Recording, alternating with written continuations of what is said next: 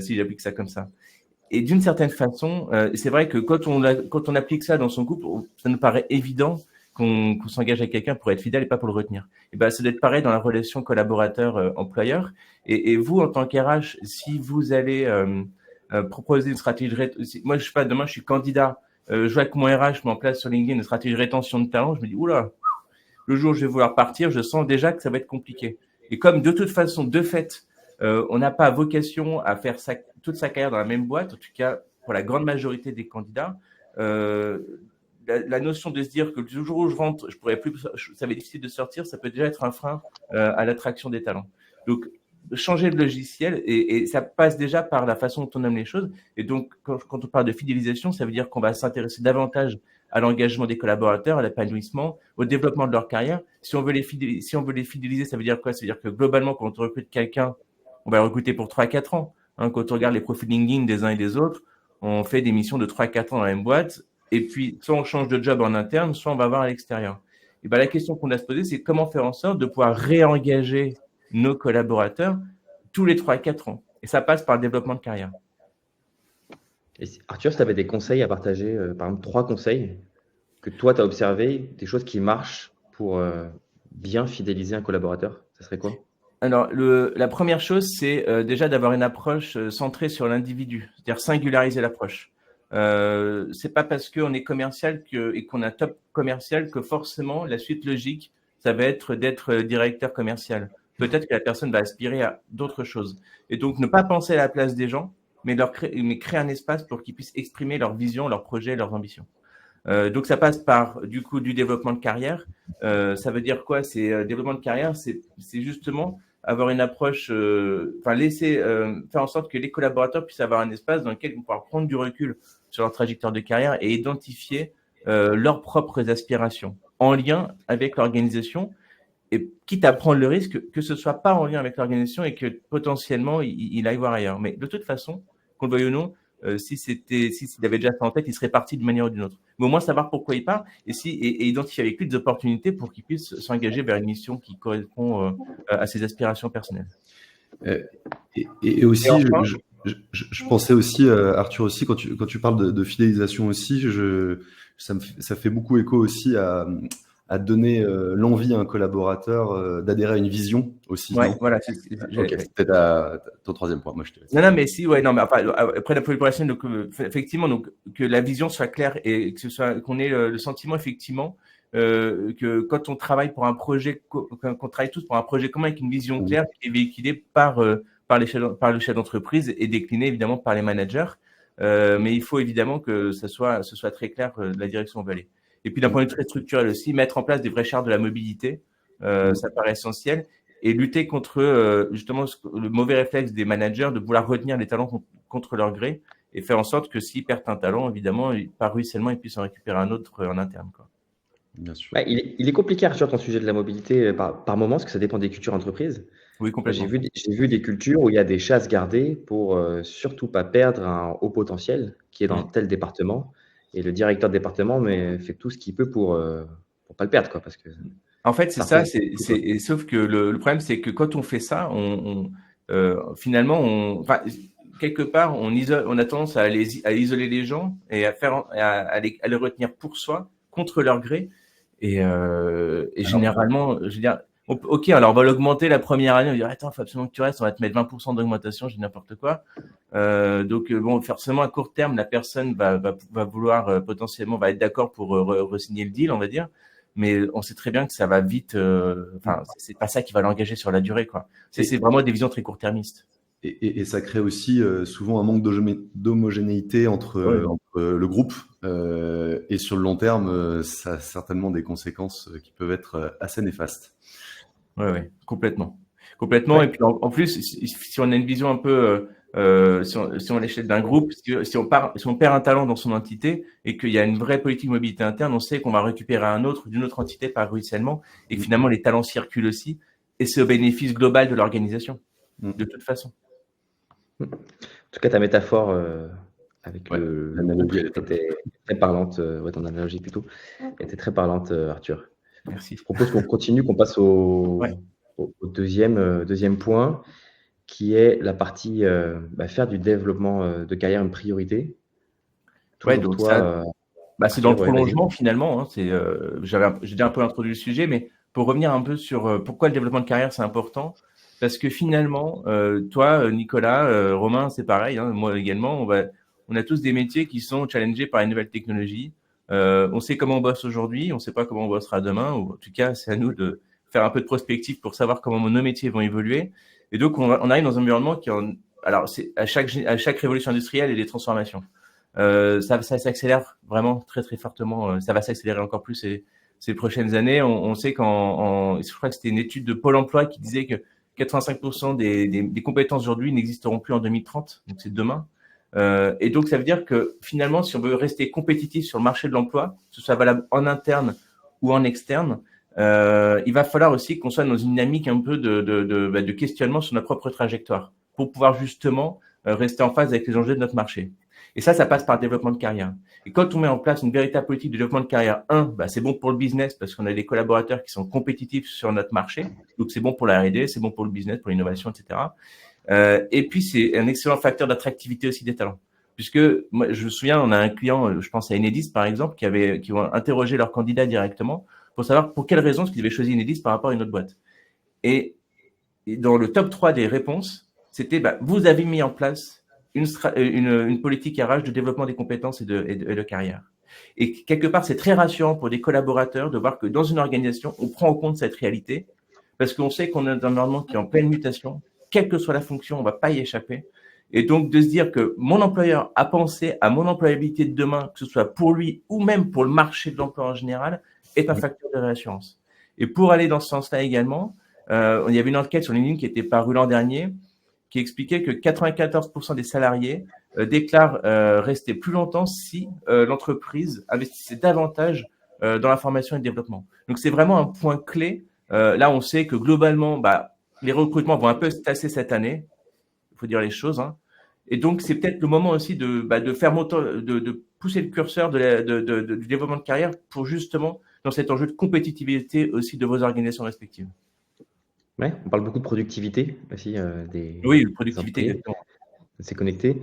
Je vois qu'on a une question, une bonne question de Christelle dans le chat autour du développement de carrière pour les quinquas, donc les profils plutôt seniors. Arthur, toi, quelle est ta vision du sujet? Alors, attends, je regarde la question déjà. Donc, le développement de carrière pour les quinquas est une vue de l'esprit dans beaucoup d'entreprises. Comment avoir un vrai développement de carrière des seniors dont l'emploi est le plus faible en Europe et la durée la plus longue avec les réformes de retraite? Et en fait, justement, là, nous, en tout cas, on a des use cases hyper intéressants avec JobMaker. C'est de se dire, on sait effectivement que nos seniors, c'est une mine d'or en termes de connaissances de l'organisation et en termes de capacité à transmettre de l'information et des compétences.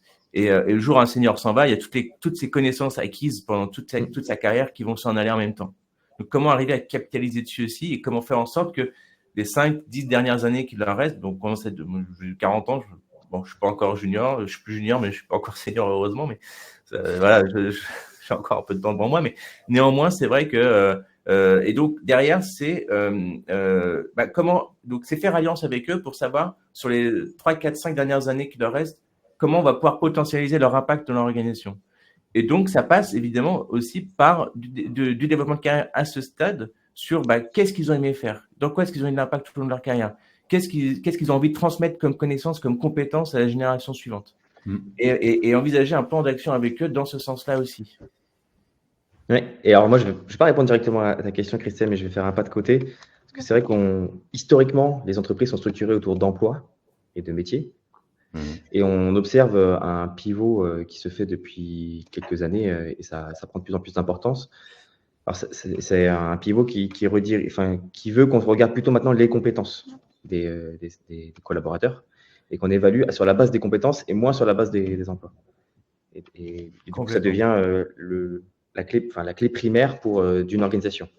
Le terme technique autour de ça, c'est Skill-Based Organization, donc SBO. Il y a plein de webinaires de contenu autour de ça, vous pourrez les creuser si vous voulez. Donc, comment est-ce qu'on accompagne ce changement autour de métiers historiques vers une approche plus sur les compétences? Et pour moi, c'est une des clés, Christelle, pour accompagner et valoriser et expliciter ces compétences dont disposent tous ces profils seniors qui ont une vraie expérience et plein de choses à partager au sein des organisations et on s'en rend compte trop tard, souvent, une fois qu'ils sont partis. Ouais, c'est ça, exactement. Et toutes les connaissances s'en vont avec, quoi. Ouais. Et ça, c'est voilà, on revient pas en arrière, quoi, malheureusement. Et voilà, donc c'est vrai qu'il y a ce sujet carrière d'un côté, ce sujet compétences de l'autre, c'est 2 gros blocs, et ça vient tirer le sujet rémunération derrière, parce que forcément tout est connecté. Donc c'est 3 gros sujets, et quand on se lance dedans, c'est des sacrés chantiers. Ouais. Et voilà. Est-ce que, alors je vois que ça, hop, il y a plein de questions qui pop là. Empowerment, on peut faire du mentoring, effectivement, on peut faire du reverse mentoring, j'ai déjà vu. On peut faire ce qui est aussi appelé des shadow codiers, donc des codiers de l'ombre. Donc, c'est prendre des profils moins de 30 ans et créer un comité de direction avec ces profils-là, C'est marrant. qui est en miroir du comité de direction de certaines entreprises, pour avoir aussi une fraîcheur, un point de vue super novateur, sans tout un tas d'œillères qu'on peut avoir quand on grandit. C'est assez rafraîchissant comme approche, ça. Comment envisager Excuse-moi, Ouais, je te vas-y. reprends, mais une question Eric. d'Eric intéressante aussi que je trouve assez chouette, c'est comment envisager une politique de développement de carrière dans une petite organisation quand on a un collaborateur. En fait, il y a un truc qui est obligatoire en France. Alors, je sais pas, peut-être que je me trompe et dites-le moi dans le chat, mais parce que il y a peut-être des niveaux d'entreprise où c'est pas obligatoire, mais c'est tout ce qui est entretien de carrière, entretien professionnel notamment. Et parfois, on a tendance à les mutualiser avec les entretiens annuels, ce qui est extrêmement dommage parce que finalement, c'est l'entretien annuel qui prend le dessus et on parle que des performances, des résultats, etc. Romain, tu pourras dire un mot là-dessus aussi, à mon avis. Et en fait, vraiment profiter de ce qui est obligatoire pour le rendre exceptionnel. Ne subissez pas ces événements-là, mais sublimez-les à travers justement, créer l'espace. Et même dans une boîte de 20 collaborateurs, je veux dire, les métiers, ils vont évoluer. Dans votre boîte, que vous le vouliez ou non, vous allez être challengé par une nouvelle technologie, par l'IA, par tout ce qu'on veut. Mais vous pouvez pas on peut pas être, quand on est entrepreneur, on a tendance à parfois vouloir tirer la charrue. Mais si les collaborateurs poussent pas derrière, c'est quand même compliqué. Et c'est à eux aussi de faire la prospective par rapport à leur métier, leurs compétences, pour identifier celles qu'ils doivent développer pour rester aussi compétitifs pour vous en tant qu'employeur. Et donc, en fait, le développement de carrière, c'est pas forcément, on a toujours tendance à voir les choses comme étant une promotion, un nouveau métier, quoi que ce soit. C'est comment est-ce que moi, je fais évoluer mon métier à l'aune des enjeux d'aujourd'hui et de demain pour pouvoir rester justement en phase avec les enjeux de mon écosystème. Et donc, l'employeur doit créer le cadre pour que les collaborateurs puissent se poser ces questions-là et avancer en ce sens. Même dans une petite boîte, c'est possible parce que nos métiers vont évoluer, donc la carrière doit évoluer avec. Romain, tu voulais ajouter quelque chose de ton côté? Oui, surtout l'avantage dans les petites structures aussi, c'est qu'il y a plus de proximité, donc plus de facilité aussi dans la compréhension de l'évolution. Et c'est vrai, comme le dit très bien Arthur, les moments obligatoires, type les entretiens annuels, sont vraiment un moment privilégié pour ça. Mais on encourage, je pense, vivement des one-to-one de manière plus récurrente qu'une fois par an. C'est clair. Ouais, le juste niveau, je trouve, c'est un point trimestriel qui permet vraiment de cadencer et de faire le bilan sur un temps, parce qu'un an, c'est trop long, effectivement. Et moi, j'aime beaucoup la métaphore pour les parcours carrière, donc pour répondre à ta question, Eric, de s'appuyer sur ce qui se fait dans les jeux vidéo. Dans les jeux vidéo, tu as des niveaux, tu as tout un tas de niveaux intermédiaires, et c'est comment tu peux t'inspirer de ça pour décliner tout un tas de niveaux intermédiaires pour avoir, en tant que collaborateur, la perception d'avancer, de progresser. On a besoin de ça. Et du coup, de mettre tout un tas de niveaux qui permettent d'avoir, en tant que collaborateur, la perception de grandir, d'avancer, comme dans les jeux vidéo. C'est très bien fait, hein, c'est des pros là-dedans. Donc, si tu as des titres qui sont trop, je prends dans le conseil, qui est un monde que je connais bien, mais consultant, après tu as senior, après tu as manager, après tu as directeur, tu peux rajouter tout un tas de niveaux intermédiaires pour avoir cette perception de progresser, d'avancer vers toujours des évolutions. Et autre concept que j'aime beaucoup, qui je pense va prendre de plus en plus de place, on parle historiquement de parcours carrière. Donc, on est sur des rails, on va avancer pour évoluer sur des rails. Moi, de plus en plus, je préfère parler de carte de carrière. Donc, de s'affranchir de ces rails et de montrer qu'en fait, ce n'est pas parce que tu es là aujourd'hui à telle position que tu ne peux pas aller voir à gauche, à droite, en haut, enfin, aller voir, explorer tout à 360 degrés sur une carte, en fait. De créer des cartes de carrière qui permettent d'être beaucoup plus dynamiques et ça pousse aussi la mobilité et les coûts internes. Ça rend possible. Là où avec des parcours carrière, quand on est sur des rails, ça vient créer cette friction qui fait dire ça va pas être facile de bouger. Voilà. Est-ce qu'on a d'autres remarques? Donc Juliette, reverse mentoring, c'est un bon moyen, effectivement. mais encore assez peu mis en place en entreprise, j'ai l'impression. Effectivement, d'expérience, je l'ai assez peu vu parce que on prend pas le temps d'eux. C'est dépriorisé, l'opérationnel occupe tellement de place, on l'a vu dans vos retours, le manque de temps qui ressort en premier. On prend pas suffisamment le temps d'eux. Et c'est vrai que l'appuyer sur pause et pour mettre en place ce genre d'initiative peut apporter beaucoup plus que ça ne coûte. Mise en place de parcours de... Oui, c'est bien obligatoire, tu as raison, Agathe. Et la mise en place de parcours de formation interne. Voilà, ok. Ok, je pense qu'on peut, qu'on peut continuer dans notre parcours. Ok, et je continue sur le troisième plan qui est, pour toi, Romain, la promesse employeur versus la promesse terrain. Donc là, ce que je comprends, c'est ce qu'on te dit en théorie versus ce que tu vis en pratique. Exactement. Et je comprends qu'il y a souvent qu'il peut y avoir un déphasage. Pourquoi c'est important d'après toi, Romain? C'est un sujet que j'apprécie particulièrement. Pourquoi? Parce que moi, je suis sur la phase. Je vais différencier deux sujets ou deux mots en tout cas entre l'expérience candidat et l'expérience salarié. L'expérience candidat, c'est évidemment l'expérience que va vivre un candidat dans sa phase de recrutement jusqu'au moment où il rentre dans l'entreprise, juste avant. L'expérience salariée, c'est du moment où il y a la promesse d'embauche signée et qu'il rentre dans l'entreprise. Et en fait, le constat, surtout nous chez Wobi, on le voit bien parce qu'on travaille particulièrement les parties onboarding, c'est que il y a beaucoup d'effets, et c'est le pire d'ailleurs qu'on puisse générer, d'effets déceptifs pour les candidats quand ils rentrent dans les entreprises. C'est dû à quoi? C'est dû à une marque employeur qui est généralement très bien travaillée par certaines entreprises, avec des sites carrières magnifiques, la mise en avant d'une culture qui est très bien brandée à travers, parfois fait par même des agences qui savent parfaitement faire, et la réalité en est tout autre. La stat intéressante qu'on voit devant nous, c'est que 28% des recrues quittent leur emploi après 3 mois. C'est une stat quand même assez énorme. Ce qui veut dire aussi que quand on vend une expérience déceptive, on perd la personne. On la désaligne, on la désengage. Et ça, à titre personnel, je pense que dans la vie, c'est la même chose en fait. Donc tout est corrélé. Aujourd'hui, ce qu'on préconise, c'est la notion de travailler sa culture. Tu parlais aussi au début, Nicolas, de la culture d'entreprise, mais sa culture qui doit être à l'image de la boîte, elle doit être diffusée sur la partie expérience candidat. Donc pendant qu'un candidat va rentrer dans l'entreprise et fait ses entretiens, mais surtout, elle doit être alignée au moment où la personne rentre dans l'entreprise. Et aujourd'hui, il y a beaucoup de désalignements encore qui créent un turnover très important. Si je continue cette partie-là, c'est que quand on regarde aujourd'hui une personne qui est rentrée, moi je vais prendre un exemple, par exemple, je me permets même à titre personnel, parce que ça date d'il y a pas mal de temps, je suis rentré dans un grand groupe, même un grand groupe américain de logiciels, je ne citerai pas le nom, mais il s'occupe des suites Office, et à cette époque-là, magnifique en tant que étudiant de fin d'année, magnifique parcours candidat, marque employeur incroyable, en plus notoriété du nom. Et le jour de mon intégration, j'étais pas prévu au sein de l'équipe, j'ai pas eu d'ordinateur pendant quelques temps, donc je suis venu avec une autre marque d'ordinateur personnel pendant 2 semaines qui a une petite pomme. Par exemple, j'attendais tout seul à l'accueil en bas. Bref, j'ai eu une intégration terrible. Et la différence entre l'expérience que j'ai eue en tant que candidat et l'expérience en tant que employé a été tellement déceptive que je le savais au bout d'1 semaine que je voulais pas rester. Et ça arrive de partout. Et aujourd'hui, ce qu'on conseille, c'est déjà regarder où est-ce que vous en êtes en tant que marque employeur. Et la marque employeur, aujourd'hui, elle se voit sur pas mal de sites.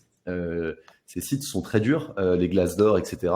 Aujourd'hui, 95% des candidats regardent la note que vous avez sur ces sites-là.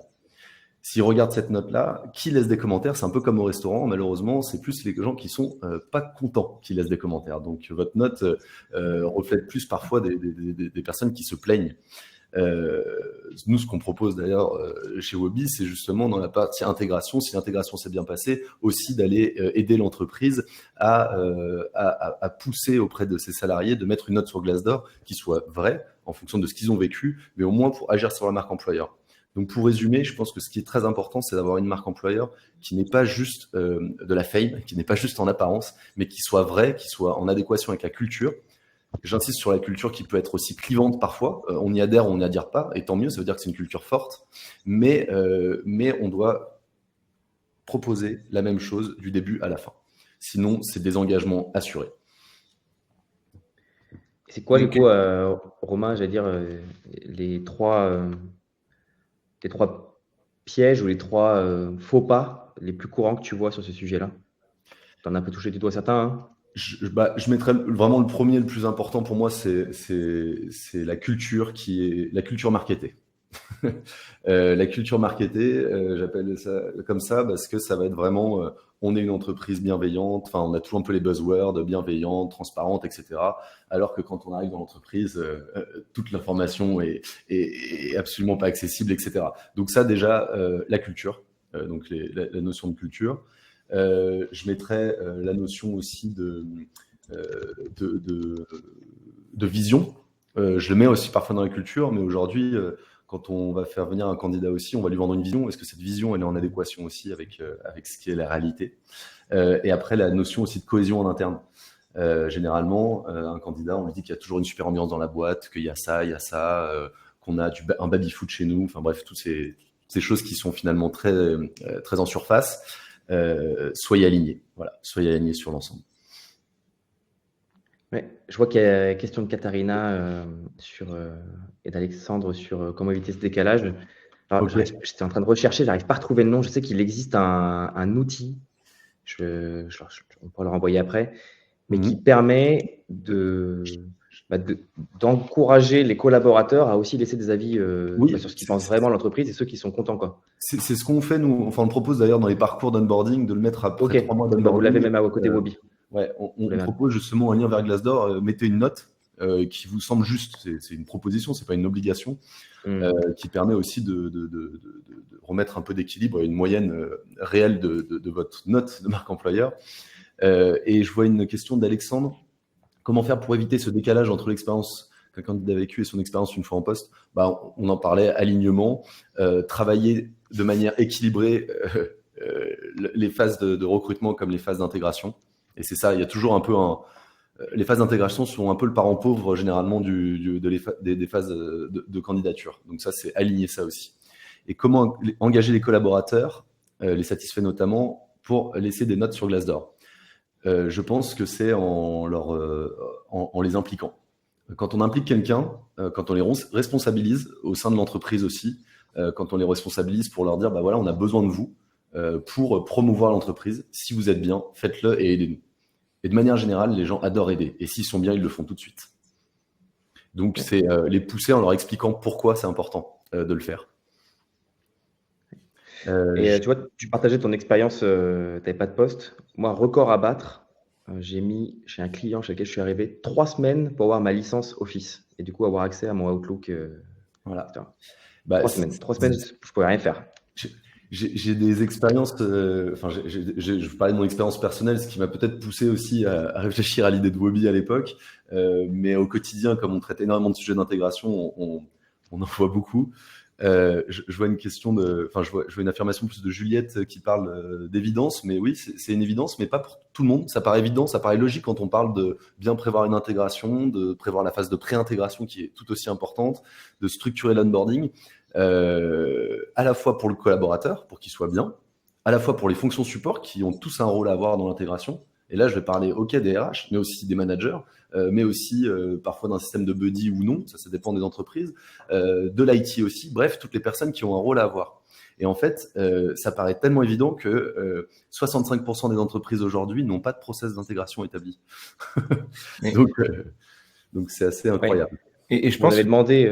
Vas-y, Arthur. Ouais, je pense que ça marche aussi. Il faut responsabiliser quelqu'un pour le faire. Ouais. Parce que, en fait, le problème, c'est qu'aujourd'hui, personne n'est responsable de ça. Donc, le manager pense que c'est RH qui va s'en occuper. Le RH se dit, c'est le rôle du manager. Mais en fait, si c'est pas clair dans qui doit faire quoi, en fait, tout le monde se regarde dans le blanc des yeux et puis il se passe rien. Et moi, j'ai vécu cette expérience-là aussi dans un grand groupe dans le luxe. Je suis resté 1 mois et sur 1 mois, j'ai pas eu d'ordi, en fait. C'est pour ça que je suis parti. On me donnait des piles de dossiers à lire pour dire en attendant, désolé, on attend, t'as qu'à lire ces documents. Voilà, quoi. Et en fait, si demandez autour de vous au moins à 5 ou 10 personnes, même après ce webinaire, de raconter leur pire expérience d'intégration dans leur carrière, et il y en a tout le monde en a eu presque. C'est incroyable. Il devrait y avoir des pépites. Ouais. Et ouais, j'en ai beaucoup en exemple. Et ce que disait Arthur, en fait, c'est des choses qui se travaillent en amont, qui permettent en fait de bien comprendre, ok, qui fait quoi. Ça, c'est les bases en fait. D'avoir un poste de travail prêt, etc. C'est des bases. Après, aujourd'hui, qu'est-ce qui attend si on travaille aussi fort, on revient sur l'expérience candidat en disant notre entreprise, elle est géniale, etc. Elle est bienveillante, transparente, bref, tous ces mots. Avoir son poste de travail prêt, c'est la normalité. Alors, ça dépend pour tout le monde, mais déjà, c'est la normalité. Mais derrière, c'est comment vous allez aussi réfléchir à une bonne transmission des informations. Aujourd'hui, énormément d'entreprises qu'on accompagne ou avec qui on travaille ou qu'on va travailler notamment, nous présentent avec beaucoup déjà, c'est bien qu'il y ait ça, mais avec beaucoup d'intention, leur livret d'accueil. Et aujourd'hui, c'est vrai que quand je dis c'est super d'avoir un livret d'accueil, parce que ici, ça veut dire que le fond est travaillé, ça veut dire que vous avez travaillé sur le fond, sur qui on est, vos avantages, le fonctionnement interne, etc. Toutes les questions essentielles qu'un collaborateur va se poser en rentrant dans une entreprise. Mais je peux vous dire que avoir le PowerPoint de 60 pages, ou parfois c'est en fichier papier encore, ça existe, à donner le premier jour, il y a trop d'informations. Donc l'enjeu aussi, c'est comment on va diffuser l'information au bon moment, de manière étalée dans le temps, pour que ça soit aussi bien intégré par le collaborateur et qu'on puisse réussir cette phase d'intégration, qui doit être finalement, elle doit être meilleure. Ça doit être une ascension. Il y a l'expérience candidat et l'expérience collaborateur doit être au-dessus de l'expérience candidat. Et puis, il y a un dernier truc aussi que je voudrais ajouter par rapport à ça, c'est dans le vécu du candidat. Il faut qu'aujourd'hui, en fait, les candidats, c'est eux qui vous choisissent, entre guillemets. Parce qu'ils avaient probablement le choix entre d'autres opportunités. C'est encore le cas aujourd'hui. Et donc, comme c'est eux qui vous choisissent, il faut que vous soyez à la hauteur aussi de l'accueil derrière que vous leur réservez, quoi. C'est ça. Et Juliette ressort un énorme enjeu, c'est comment impliquer justement le binôme RH-manager. Finalement, c'est une thématique plus globale qui est un peu l'implication du manager dans cette... Ouais, je voulais voir si c'est le prochain dont on allait parler. Non, c'est pas le prochain. Non. On peut faire la petite aparté parce que effectivement, c'est abordé par Alexis et Juliette là. Ouais, rapidement sur ces sujets-là, de toute façon, c'est et Arthur le disait ou Nicolas tout à l'heure, je sais plus, c'est comment on les responsabilise. Un manager, dans ses missions de manager, ça doit être une mission, même une des missions principales d'un manager. C'est-à-dire que le manager doit s'occuper en grande partie de l'intégration, voire c'est la personne qui a le plus de rôle à avoir dans l'intégration d'un collaborateur. Le manager, il faut le former, il faut lui expliquer, enfin, pas que le former, mais surtout le responsabiliser, lui expliquer pourquoi c'est important et que ça fait même partie de ses objectifs. Aujourd'hui, on peut aller rapidement sur notre thématique qui est l'implication du manager et du rôle entre manager et du binôme RH-manager. Mais moi, je constate qu'il y a énormément, en tout cas chez nos clients et les gens qu'on accompagne, de différences entre le manager qui a envie d'être aimé et qui va faire que les tâches sympas. Et toutes les tâches compliquées vont être souvent données au RH. Les tâches compliquées, c'est dire collaborateur, t'es pas sympa, t'es pas aux objectifs, tu respectes pas les règles, t'es pas au niveau. Et généralement, moi j'appelle ça le bouclier RH un petit peu, ou la lâcheté managériale. C'est des mots un peu forts, mais j'y vais. Pourquoi ? Parce que aujourd'hui, le manager, quand beaucoup de gens sont en poste de manager sans le demander, en pensant que c'est l'évolution normale de carrière, ça c'est un autre sujet. Et Arthur, je pense que tu les connais bien ces sujets-là. Mais tout le monde ne peut pas être manager et tout le monde ne veut pas être manager. Mais il y en a beaucoup qui n'osent pas dire non, parce qu'avant c'était vu comme l'évolution normale d'une carrière. Et en fait, si on n'arrive pas à les impliquer, la dimension RH va prendre la relève, et c'est pour ça qu'après les RH seront le bouclier et vont faire toutes les tâches ingrates que le manager ne fait pas. Et ce que tu dis, c'est hyper dur à faire en pratique. C'est hyper dur d'impliquer les managers parce que par définition, ils sont surchargés. Ils sont déjà dans le rouge ou dans le noir pour certains en termes de charge. Oui, et ils aiment être appréciés aussi. Hein. C'est normal que les gens aiment bien être appréciés, c'est normal. Mais un manager n'est pas là pour être copain aussi avec son N-1. Et donc, ne pas être copain, ça veut dire on peut être dans une relation très respectueuse. On peut garder le mot évidemment de bienveillance. Mais c'est de la bienveillance aussi de dire les choses quand elles ne vont pas, de manière explicative, et pourquoi ça ne va pas. Et aujourd'hui, les managers cherchent à être copains avec leurs équipes. on est dans le milieu professionnel aussi. Enfin, il y a des limites aussi. Il y a des limites et c'est un constat en tout cas qu'on fait souvent. Et les RH se retrouvent dans des positions où finalement, c'est pas leur rôle. En tout cas, Juliette, et merci pour ça que tu parles avec le cœur, Romain. Juliette, pour te répondre au travers des accompagnements que moi j'ai pu mener, parce que effectivement, les managers sont capitaux, enfin ils sont clés pour qu'on puisse déployer avec succès des projets complexes RH. Donc nous, on est souvent amené à interagir avec ce public-là. Et la question qu'on se pose tout le temps, c'est qu'est-ce qu'eux ont à y gagner à faire ce changement, à bouger. Et la façon dont on observe qu'il est le plus facile de les engager dans ces travaux-là, sachant que de base, on part du principe qu'ils n'ont pas le temps, ils n'ont pas envie, tout va être contrainte en termes de perception pour eux, par défaut. Donc, on l'aborde donc, on explicite ce qu'eux ont à y gagner et surtout, on les rend acteurs des projets qu'on mène. On dit, voilà, on veut faire évoluer l'onboarding, etc. Toi, en tant que manager, comment est-ce que tu verrais les choses? Qu'est-ce que tu aimerais qu'ils soient faits? Et en les rendant acteurs, ils sont beaucoup plus engagés derrière à monter en bateau avec nous. C'est exactement ça, Nicolas, je te rejoins à 100%. C'est comment ils sont acteurs aussi, même dans la réflexion d'un processus d'intégration, dans la réflexion, comment on les implique. On a accompagné beaucoup de RH sur ces sujets-là et on leur demande de mettre dans ces réflexions de process, de mettre des managers. Ah bon, mais pourquoi? Ils ont un rôle évident, non? Ah bah oui, mais bon, et en fait, ça a des super retours. Et en fait, il y a beaucoup de choses qui se débloquent à ce moment-là. Donc, les impliquer, c'est la clé, en effet. Parce que oui, il y a une différence entre, tiens, pour info, voilà un nouveau parcours d'onboarding, il y a 15 étapes, ça va te prendre, toi, 1 mois et demi, 6 semaines du coup à délivrer. C'est OK, contrainte, enfin, quel enfer. Versus, tiens, on cherche à designer une expérience d'onboarding, on aimerait toi avoir ton avis en tant que manager. Tu n'es pas le seul, on sont aussi des collaborateurs, des futurs arrivants et des publics RH. Tout un tas de typologies de personnes qui sont parties prenantes pendant cette expérience d'onboarding. En tout cas, ton avis là est pris en compte. Et quand après le process arrive, tu retrouves les choses que tu as dit. Certaines oui, certaines non. Mais en tout cas, tu retrouves. Et comme tu as été écouté, tu as un niveau d'engagement qui n'a rien à voir sinon. Complètement. Alexandre nous pose une question autour de… Enfin, en tout cas, j'espère que Juliette, ça t'apporte des premières clés de réponse. Tu nous diras si oui, sinon. Mais c'est vrai qu'on pourrait faire un webinaire dédié à ce sujet-là tellement il est clé. Ouais. Aujourd'hui, surtout dans les grandes organisations. Parce que c'est le levier pour réussir des projets RH, d'impliquer du coup ce management intermédiaire. Mais même dans les plus petites, finalement. De toute façon, l'implication managériale, c'est un sujet clé. Et pour moi, c'est redéfinir la mission de manager. Dans les missions d'un manager, qu'est-ce que c'est la réussite d'un bon manager? Et Alexandre, j'aimerais bien que tu reformules ta question sur c'est quoi les problèmes que tu rencontres aujourd'hui? L'engagement des collabs peut être tellement ouvert que j'ai 80% de chance. Enfin, on a 80% de chance de répondre à côté de ce que toi tu vis. Il y a plein de leviers qu'on peut actionner pour améliorer l'engagement des collaborateurs. Donc, et je propose, j'en profite du coup, je passe à l'étape suivante qui est changer l'approche classique. Effectivement, on a tendance à avoir une approche par les outils, se dire OK, quel outil il faut qu'on prenne pour gérer nos recrutements, quel process du coup ça implique qu'on doit mettre en place et quel parcours ou quelle expérience va vivre derrière le collaborateur, le futur arrivant, le manager, etc. Et nous, ce qu'on vous propose, c'est d'inverser tout ça. Vas-y, je te laisse présenter, Romain. Et c'est parfait parce que ça suit un peu la discussion qu'on avait à l'instant. Un outil, c'est bien. Un outil est un moyen. Et pour qu'un outil fonctionne, il faut réfléchir un peu dans le fond. Pour réfléchir dans le fond, on garde l'exemple des process. On parlait d'onboarding juste avant. Il y a plein d'autres process dans les entreprises.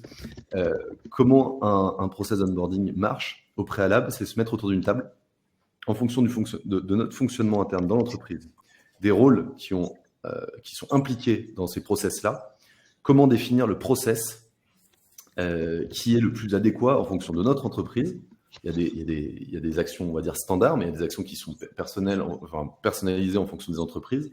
Donc, comment on identifie aussi la création de process pour passer à l'échelle. Après, quand c'est fait, j'aime bien l'idée de décrire, c'est vraiment décrire qui fait quoi, comment, etc., pour que ça soit bien suivi. Et c'est là où l'outil intervient. L'outil intervient pour d'autres externalités positives. Ça va être pour automatiser et gagner du temps, pour sécuriser et éviter les erreurs qui peuvent être souvent commises dans les process, pour passer à l'échelle. nous, on accompagne beaucoup d'entreprises qui veulent justement passer à l'échelle, qui n'ont pas vraiment leur process structuré. En fait, si vous structurez ces process-là et vous automatisez, vous gagnez en efficacité, à la fois pour les équipes et aussi en engagement global de l'entreprise. Donc, en fait, pour choisir, identifier en premier le problème. Quelles ont été les problématiques sur cette année? Est-ce qu'il y a eu des départs la première année? Est-ce que c'est des problématiques liées parfois au process interne, parfois au développement des compétences, parfois à l'environnement de travail? Il y a plein de leviers. Et pour les identifier, créez une culture du feedback en interne. Comprenez vraiment vos équipes. Et ça, en passant par un questionnaire, juste analyser un questionnaire d'un feedback de vos équipes, ça peut vous éclairer sur beaucoup et sur la roadmap que vous devez établir. Donc, on partir sur identifier, après co-créer et décrivez, et après choisissez l'outil qui est le plus en adéquation avec vos problématiques. Et j'insiste sur le fait qu'un outil, et c'est génial, mais un outil ne réglera pas les problèmes tout de suite si vous ne les attaquez pas à la base. Ouais, j'aime bien dire que les outils, ça peut être aussi un mirage par moment, c'est en fait ou un prétexte. L'outil, ok, ça rassure, mais en fait, la finalité, elle n'est pas là. La finalité, c'est quelle expérience, qu'est-ce que tu veux que vive la personne en termes de parcours. Et c'est ça qui est fondamentalement important. Et un outil te biaise, en fait. Dès que tu prends un outil, tu rentres dans son schéma de pensée. Donc, si tu commences par l'outil, tout de suite, tu rentres dans le schéma de pensée de la façon dont tu as été designé. Tu as forcément une dette avec un outil. Une dette technique, une dette de process. Parce que tu ne peux pas tout faire avec tous les outils. Et c'est normal. Mais il faut en avoir conscience. Parce que quand tu prends un outil par défaut, tu prends cette dette avec toi. Et un outil, ce n'est pas une délégation de compétences, c'est un soutien à nos compétences. Sinon, c'est quelque part, on peut pas dire j'ai acheté un outil, c'est bon que j'ai kick the box et le problème est résolu, quoi. Si on le laisse au garage, il sera pas utilisé, et puis on va dire ça marche pas. Ben non, il faut l'investir, il faut le mettre en avant, il faut communiquer, etc. Et c'est exactement là pour ça que pour vos projets RH, on vous propose plutôt de partir de qu'est-ce que vous voulez que ressentent les différentes parties prenantes de votre prenons l'onboarding. Qu'est-ce que vous voulez que ressente le nouvel arrivant? Comment vous voulez que se sente le manager? Comment vous voulez quel devrait être le parcours pour le public RH aussi. Une fois que vous avez modélisé tout ça, vous allez pouvoir créer des process carrés, structurés. Et ensuite, en fonction de ces process-là, vous allez pouvoir définir, vous aurez un cahier des charges suffisant et pour détecter le bon outil. Ou peut-être pas d'outil, en fait, tout simplement. Peut-être que c'est en fait l'outil, il n'y avait pas besoin. Et souvent, le résultat de ce qu'on vient de dire, c'est que parfois, un outil est adopté sans avoir clairement identifié les problèmes. Et généralement, cet outil n'est pas utilisé et ne fonctionne pas. Et on va dire que c'est de la faute de l'outil. Mais je pense que non, c'est la faute du problème qui a été mal identifié. Après, les outils, il y a des fonctions. Je ne parle pas de fonctionnalité ou de bug, mais je parle dans l'adhérence d'un outil, dans l'adhésion, d'un outil. Est-ce que le problème qui est identifié aujourd'hui est une conséquence ou c'est une cause? Si c'est une conséquence, quelle est la cause? Et du coup, remonter jusqu'à la cause primaire, enfin la cause principale. Parce que si c'est pour mettre une rustine sur c'est pas suffisant. Ça ne sera pas suffisant en tout cas. Ok, je continue. Je continue. La gestion du changement et de la communication. En plus, je vois que c'est moi. Ça, on en a. N'hésitez pas à me poser des questions, Romain, Arthur, si vous voulez. On explore des angles, mais en particulier, mais ça, on en a, j'ai l'impression, touché du doigt. C'est pas mal. C'est vrai que par défaut, nous, on part du principe que on va amener du changement, on va faire bouger des choses, on ramène des nouveautés, des nouvelles choses, et par défaut, c'est perçu comme étant une contrainte parce qu'on fait bouger un état des personnes qui étaient très bien dans ce qu'elles avaient. Et du coup, c'est comment est-ce qu'on s'assure que ce changement, ce mouvement qu'on demande, ces choses différentes qu'on attend, ne soient pas perçues comme une contrainte. Donc, toujours la question, qu'est-ce que vous avez gagné? Et on aime beaucoup, ça demande du coup de beaucoup communiquer. Beaucoup communiquer, on communique rarement trop. Mais après, communiquer pour les bons publics aussi. J'ai aussi connu des contextes où il y a des quantités de mails astronomiques qui sont reçus chaque jour et qui ne sont pas du tout efficaces. Donc, trouver aussi le bon niveau le bon canal de communication pour les publics. Et sur la partie gestion du changement, nous, la technique qu'on a et qui marche vraiment fort, c'est de rendre acteurs. Rendre acteurs toutes les parties prenantes, toutes les personnes qui vont être concernées par un changement, leur demander leur avis plutôt que de leur imposer un changement. Et ça fait beaucoup de différence et ça permet d'aller beaucoup plus vite sur des réticences ou des murs qu'on se serait pris après. Ouais.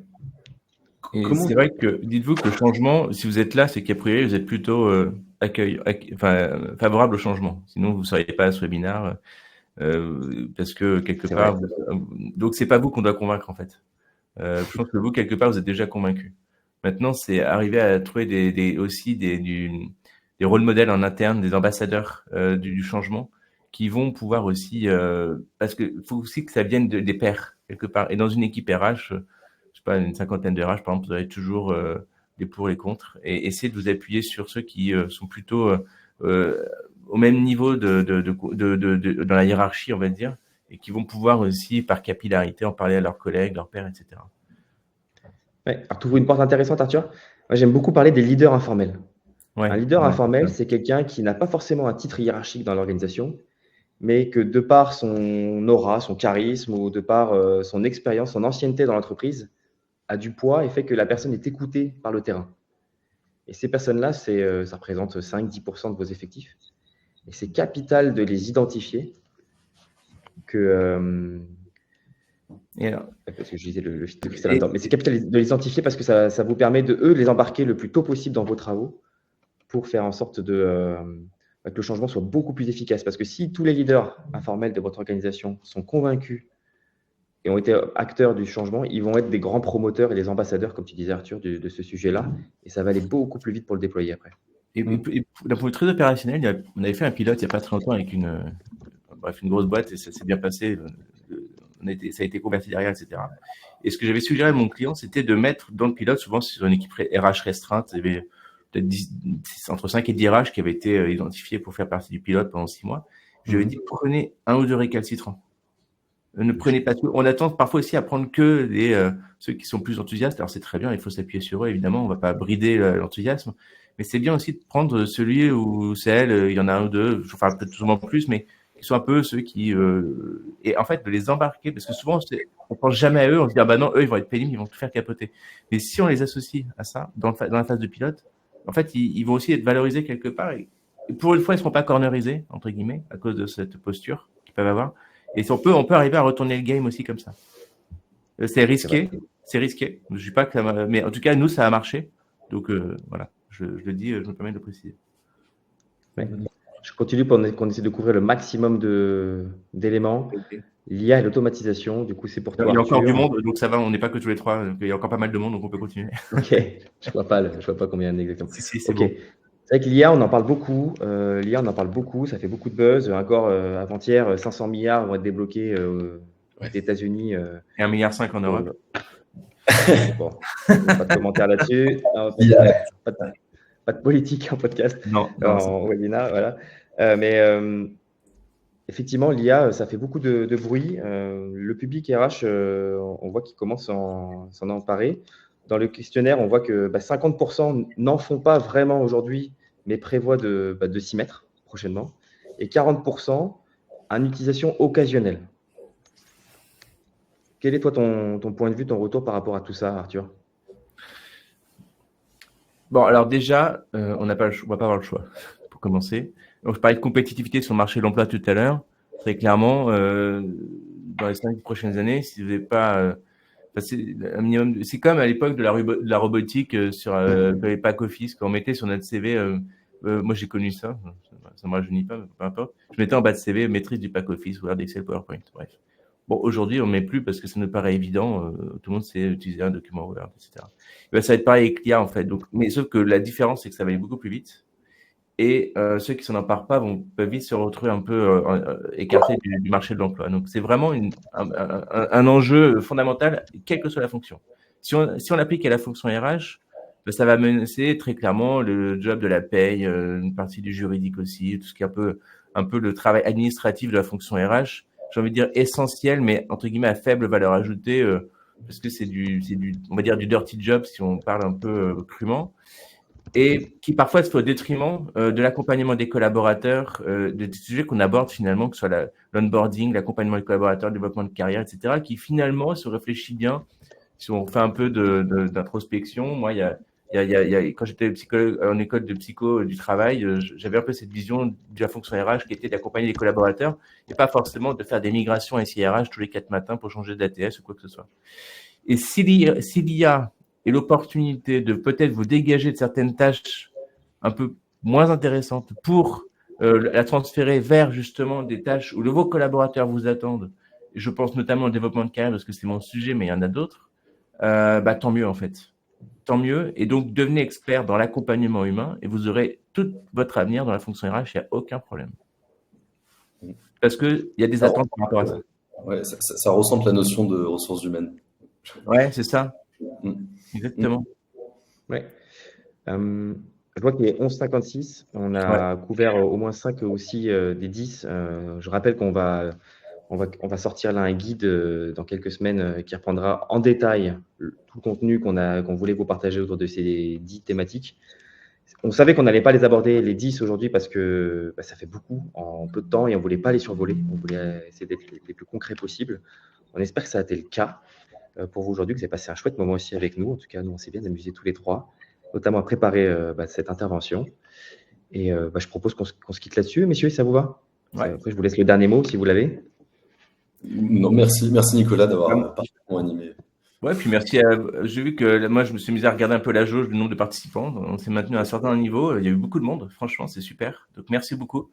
Merci et puis, écoutez, à bientôt pour d'autres webinaires. N'hésitez pas à nous contacter en direct si vous avez des questions sur des sujets spécifiques ou des portes qu'on a commencé à ouvrir, que vous aimeriez qu'on explore plus. Vous pouvez nous voir en direct. Vous nous trouverez sans souci sur LinkedIn. Et on y répondra avec grand plaisir, en tout cas. Exactement. En tout cas, merci beaucoup pour votre participation. Et je vous drop mon profil LinkedIn si vous voulez me poser des questions. Pas de problème. Trop rapide, Arthur. Il y a tellement d'Arthur Philippe sur LinkedIn que parfois, je vois que je suis tagué alors que c'est pas moi, mais c'est pas grave.